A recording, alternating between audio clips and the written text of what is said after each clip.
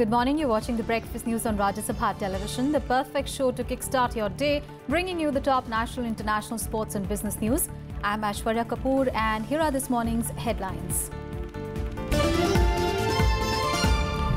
India truly values relationship with Japan, says Prime Minister Modi ahead of Japanese Prime Minister Shinzo Abe's visit.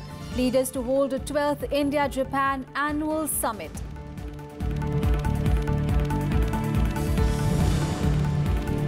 India and Belarus sign 10 pacts in areas ranging from science and technology to manufacturing. Also agree to increase cooperation on international fora.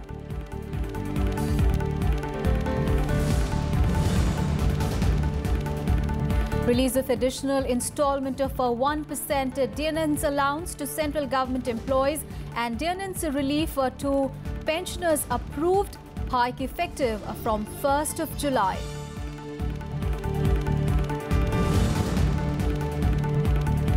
US will suffer greatest pain over its role in new sanctions against it, says North Korea. Donald Trump says the new sanctions nothing compared to what has to be done. And UN Security Council to meet to discuss violence in Myanmar and the Rohingya crisis. India strongly rejects the UNHRC's chief's criticism over its stand on illegal migrants.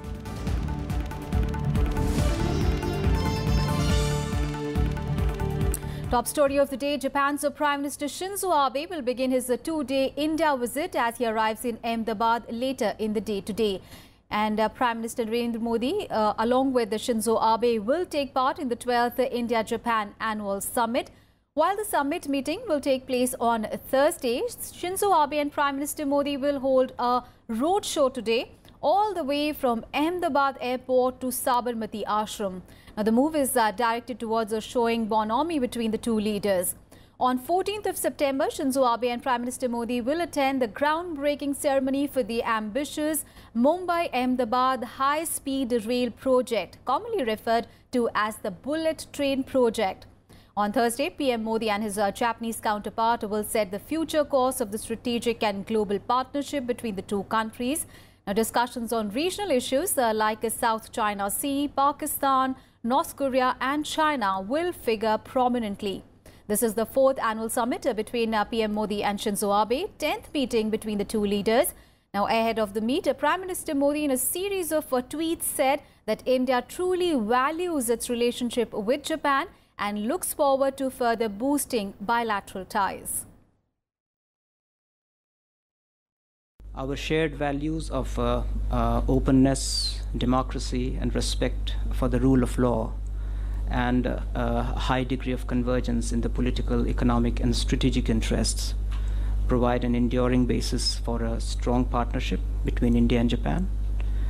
And we are confident that Prime Minister Abe's visit will present an occasion to demonstrate this concretely.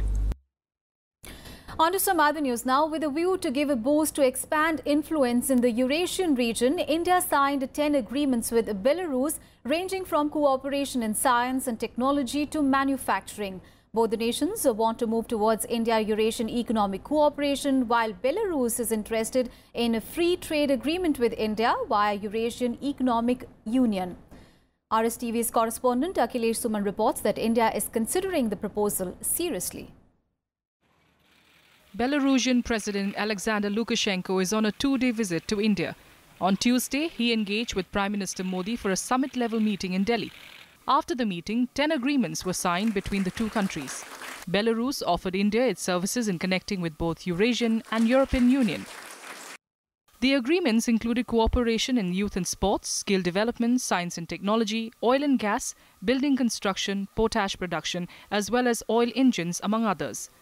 Both countries decided to collaborate in other areas including pharma industries and heavy industries. We reviewed the architecture of our partnership.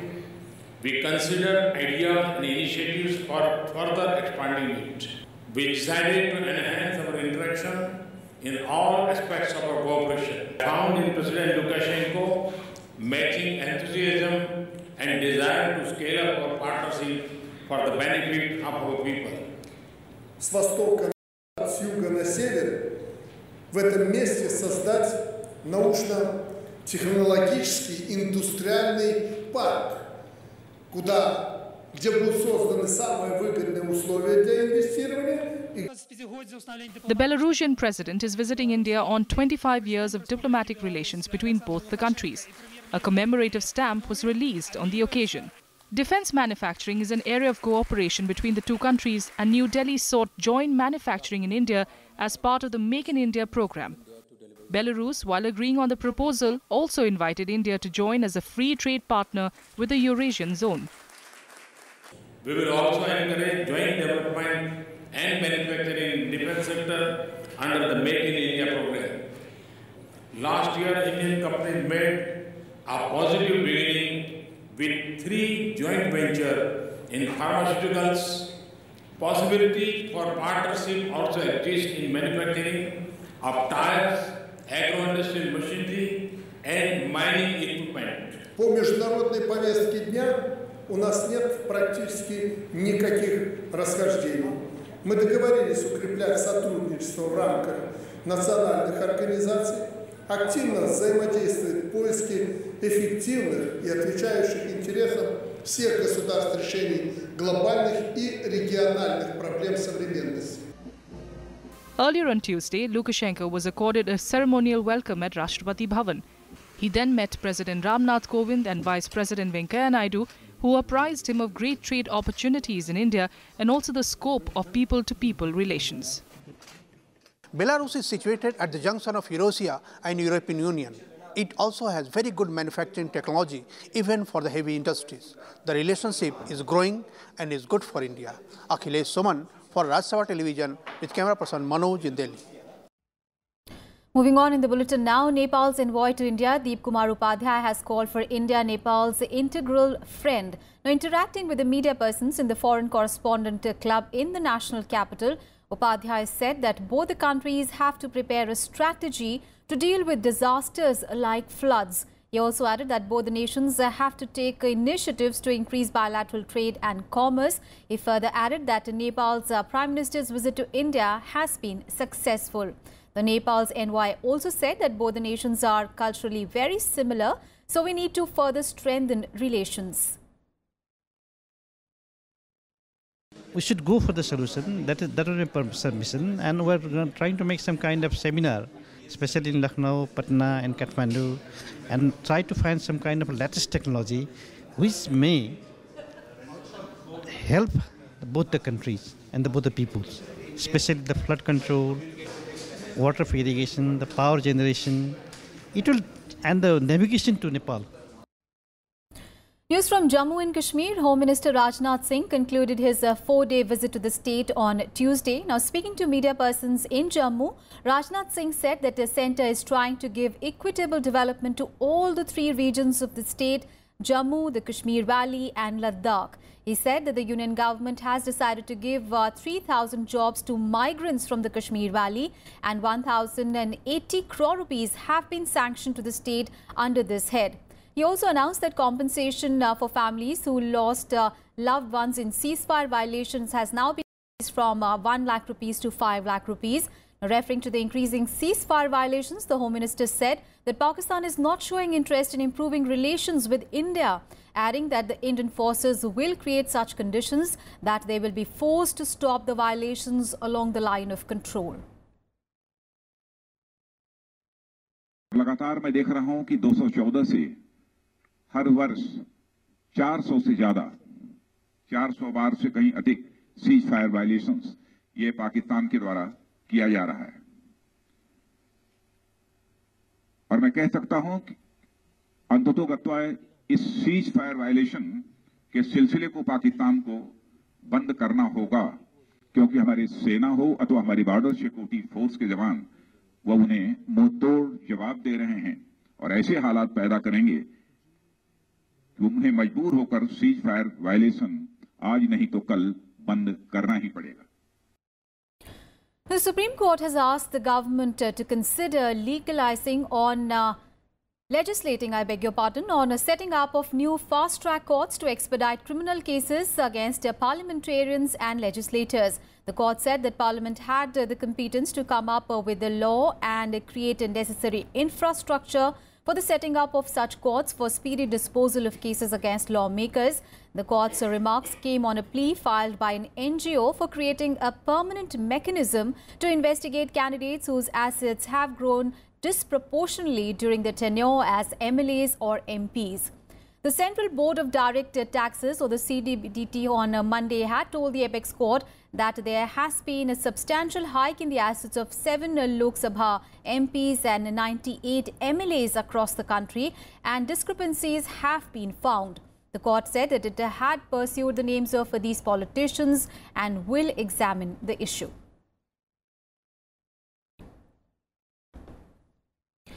The Union Cabinet has approved the release of additional installment of a 1% dearnance allowance to central government employees and dearnance relief to pensioners. The decision was taken during a cabinet meeting on Tuesday. The hike in allowance will be effective from 1st of July 2017 and will benefit around 50 lakh central government employees and 61 lakh pensioners. Further, the Cabinet also gave approval to the payment of a gratuity amendment bill 2017 to be introduced in Parliament for private sector employees. Now, with the implementation of the 7th Pay Commission, the gratuity ceilings of the central government employees got revised from 10 lakh to 20 lakh rupees. It also gave its nod for hiving off of the mobile towers of the state-run telecom firm BSNL into a separate company. 1% DLS allowance increase को additional को approve कर दिया है, जिसमें आपको जानकर खुशी होगी कि जो 7th पे कमीशन का रिकमेंडेशन आया है उसके लाइट में आज कैबिनेट ने भारत संचार निगम लिमिटेड को भी ये अधिकार प्रदान कर दिया है कि वो एक सब्सिडियरी बना करके जिसका पूरा स्वामित्व भारत संचार निगम लिमिटेड का होगा, ये टावर की फुल पोटेंशियलिटी को हार्नेस करने का काम कर सके, क्योंकि इंफ्रास्ट्रक्चर शेयरिंग ऑलरेडी मंत्रालय ने पिछले दिनों उसकी अनुमति दी हुई है। लखनऊ, बाराबंकी, फैजाबाद, वाराणसी, ये 323 किलोमीटर का रेलखंड है जो उत्तर प्रदेश के अनेक महत्वपूर्ण शहरों को जोड़ता है। अयोध्या, काशी और प्रदेश की राजधानी, उसमें लखनऊ बाराबंकी का एक हिस्सा और बनारस से जफराबाद का ये हिस्सा, इसका दोहरीकरण पहले हो गया था। पिछले बजट में 16-17 के बजट में इसके दोहरीकरण की स्वीकृति दी गई थी और आज उसे cabinet committee on economic affairs ने अप्रूव कर दिया है। On to some other news now. India's retail inflation in the month of August jumped to a 5-month high of 3.36%, driven by higher food prices. The industrial output grew 1.2% in July. The consumer price index based inflation continued to rise for the second consecutive month by 3.36% from 2.36% a month ago, as food inflation turned positive after 3 months of contraction. However, index of industrial production grew at 1.2% in July from a contraction of 0.1% a month ago. The manufacturing sector grew 0.1% against a negative growth of 0.4% in the month of June. Mining production grew 4.8% in July from 0.4% in June. Meanwhile, RBI paper released on Tuesday cautioned that the proposed farm loan waiver amounting to 88,000 crore rupees, likely to be released in 2017-18 by 7 states, could push inflation on a permanent basis by 0.2%.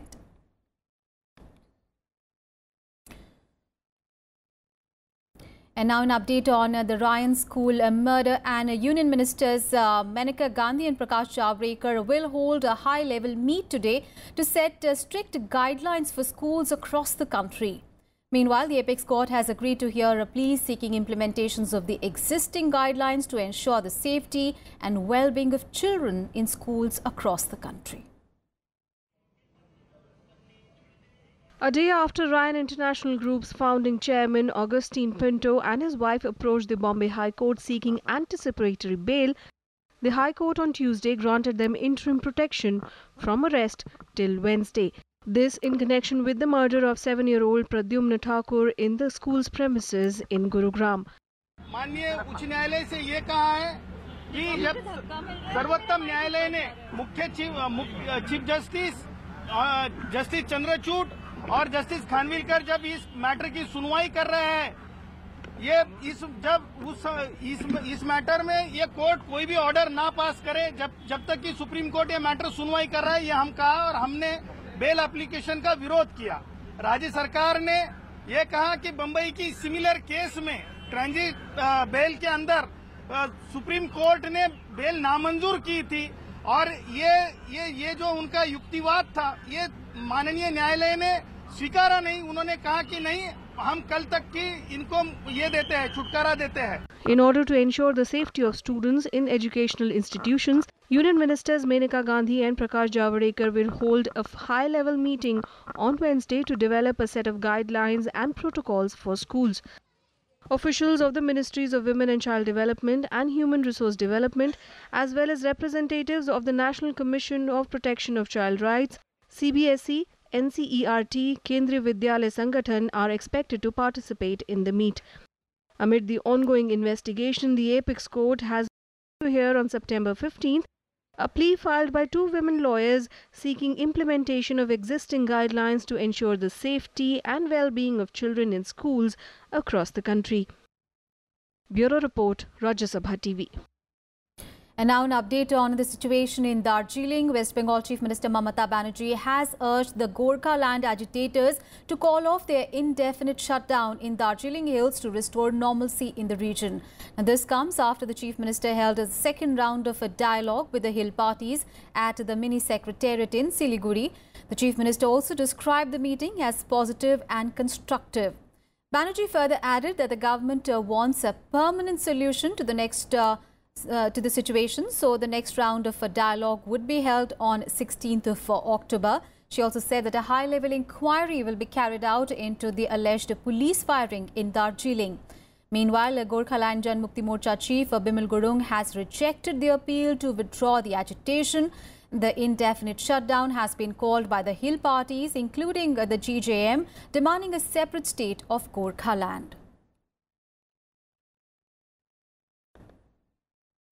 Now, top international focus now. The United Nations Security Council will hold a meeting today over the violence in Myanmar and the Rohingya crisis as a result. Remember, more than 3 lakh Rohingya Muslims have fled to Bangladesh following a new spate of violence in Myanmar since the 25th of August. Now, Britain and Sweden requested the meeting amid a growing international concern over the ongoing violence in the Rakhine state. The United Nations Security Council will today meet to discuss the violence in Myanmar that has sent more than 3 lakh Rohingya Muslims fleeing to Bangladesh. Britain and Sweden requested the urgent meeting amid growing international concern over the ongoing violence in Rakhine state. The UN said the exodus is showing no sign of slowing. Refugees are continuing to arrive at Kutupalong and Nayapara camps where UNHCR operates. With more than 70,000 people in these 2 camps, the population has more than doubled since the 25th of August. Both sides well beyond saturation point at this stage. Myanmar, on the other hand, voiced strong objection to UN Human Rights Chief Zaid Ra'ad Al Hussein's accusations of crimes against humanity and ethnic cleansing. Myanmar's ambassador to the UN in Geneva said the country will never tolerate such atrocities. The terms crime against humanity and ethnic cleansing carry very serious connotations. They can only be used in the most responsible manner, and they can only be founded on legal and judicial determinations. Democratic Myanmar shall never tolerate such atrocities. I would like to place on record Myanmar's strong objection to the use of such terms by the High Commissioner yesterday. In the name of clearance operations, more than 10,000 houses have been burned, and over 3,000 Rohingyas have been killed. Innocent civilians, including women, children, and the elderly, continue to be indiscriminately shot, raped, tortured by security forces and extremist Buddhist Rakhines. These acts constitute perhaps nothing less than ethnic cleansing and crime against humanity. Bangladesh Prime Minister Sheikh Hasina also accused Myanmar of committing atrocities on Rohingya Muslims and asked it to stop the violence.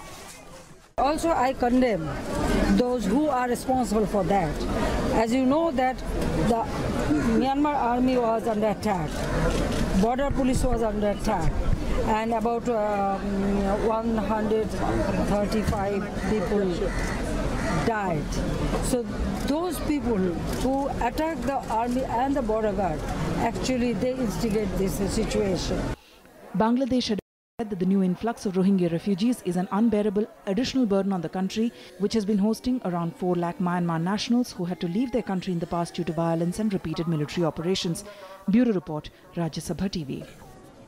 And in related news, India has strongly rejected the criticism by UN Human Rights Chief over its handling of the Rohingya Muslim refugees. Now, India has said that it is perplexed at the remarks. UN Human Rights Chief Azraid Rad Al Hassan, in his comments at the 36th session of the UN Human Rights Council yesterday, had criticized India on the issue of deportation of Rohingyas. Ambassador Rajiv K. Chandra, India's permanent representative to the UN, made the statement in response to Hussein's comments. We are perplexed at some of the observations made by the High Commissioner in his oral update. Tendentious judgments made on the basis of selective and even inaccurate reports do not further the understanding of human rights in any society. Like many other nations, India is concerned about illegal migrants, in particular with the possibility that they could pose security challenges. Enforcing the laws should not be mistaken for lack of compassion. Now, North Korea has said that the US will suffer the greatest pain over its role in bringing forth the latest sanctions on Pyongyang. Now, this came after UNSC unanimously adopted a resolution imposing new sanctions on the Kim regime. While the resolution is a watered-down version of the original US proposal, it does curtail North Korea's energy imports as well as the textile exports. However, US President Donald Trump called the latest sanctions only a small step and nothing compared to what will have to be done. The adoption of sanction resolution against my country is an extreme manifestation of US intention to eliminate at any cost the ideology, social system of DPRK and its people.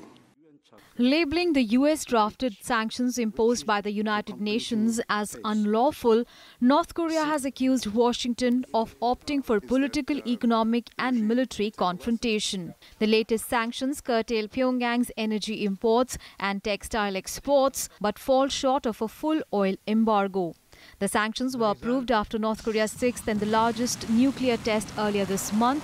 The regime threatened the United States with the greatest pain it has ever suffered. The forthcoming measures by DPRK will make the US suffer the greatest pain it's never experienced in its history. North Korea also hit out at Peru for expelling its ambassador, calling the decision akin to throwing gasoline on the fire. Peru's decision to expel the North Korean ambassador followed a similar move by Mexico last week and a public call from the United States last month for Latin American countries to sever ties with North Korea. Que persigue hasta el día de hoy su política hostil contra la República Popular Democrática de Corea, nunca cesó su amenaza militar y nuclear contra nuestro pueblo, que lucha incansablemente para la construcción del Estado. Meanwhile, US President Donald Trump signaled on Tuesday that more steps need to be taken to rein in North Korea. Trump added that the sanctions pale in comparison to what ultimately will have to happen to North Korea. This came after House lawmakers expressed frustration that the US isn't exerting greater pressure on China and Russia to stop North Korea's march towards developing nuclear weapons. US State Department's top official Joseph Yun trip to Moscow to urge Russia to support new sanctions. US Secretary of State Rex Tillerson also held talks with China's most senior diplomat, State Councillor Yang Jiechi.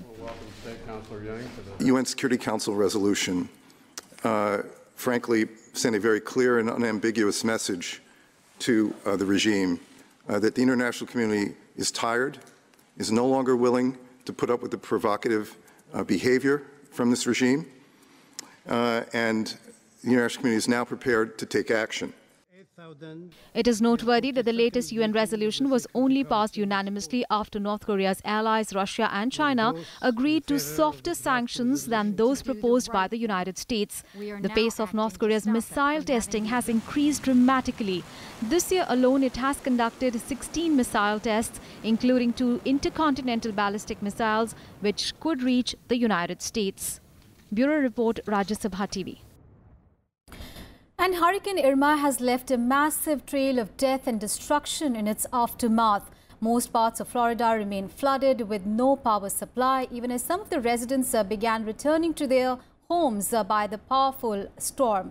Now, French President Macron visited the Saint Martin Island and has promised all help where the survivors are struggling for food, water, shelter. A storm-ravaged Cuba is also trying to get back on its feet. Flooded cities, broken houses, devastated lives. Hurricane Irma has left a trail of death and destruction in its aftermath. One of its main victims, the place known as Paradise in the US, Florida Keys, where Hurricane Irma has claimed 6 lives and destroyed a quarter of the houses, while 2/3 have suffered major damage. Start over again. I just moved here. A month ago. Really? Last week everything was perfect. Now we just have some picking up to do and start over again. Gotta remain strong. I'm alive. Praise the Lord. 3 days after Irma hit southwest Florida as a Category 4 storm, more than 6 million homes and businesses are still without power in the region. President Trump will be going to Florida on Thursday. The U.S. Navy and Marines are also working to bring much-needed supplies and emergency assistance to islands affected by Hurricane Irma. The wrath of Hurricane Irma has left people of the Caribbean island of Saint Martin with no food, no water and no shelter. My sister is resident permit here. This is our home. And we cannot turn our back on St. Martin because St. Martin we could reach far as where we is right now. And I'm supposed to go at the 28th, but I'm just holding on. France's President Emmanuel Macron visited French Saint Martin Islands, promising an exemplary reconstruction of the Caribbean islands of Saint Martin and Saint Barthé. Macron has pledged €50 million and all government support to Caribbean islands hit by Irma. 11 people were killed in Saint Martin, while another 4 people died on the Dutch side of the island, bringing the death toll in the Caribbean to at least 35. Over 200 people are listed as missing on the island. The situation is very critical now. Public order is under control. What I want to do is to have a very fast recovery. So we are trying to fix the situation regarding health, education, access to water, energy and telco. Hurricane has come as a major blow to the cash-strapped Cuban economy. The storm has ravaged infrastructure throughout the country, collapsing the power grid and damaging crops. Many of its popular beach resorts have been destroyed and the airport knocked down. Varadero es un polo importante porque es el principal destino de sol y playa, y haber garantizado Varadero va a garantizar la continuidad de nuestro desarrollo económico. Con la callería la naturaleza pudo porque fue muy fuerte. Thousands of pink flamingos, the iconic bird of Cuba, have become victims of the hurricane. Hundreds have died, while many are left injured. Britain has also vowed long-term support to rebuild its overseas islands of Turks and Caicos battered by the hurricane. Bureau Report, Rajya Sabha TV. And that's it from me and my team in this edition of News. But news and updates continue on Rajya Sabha Television. Thanks for watching.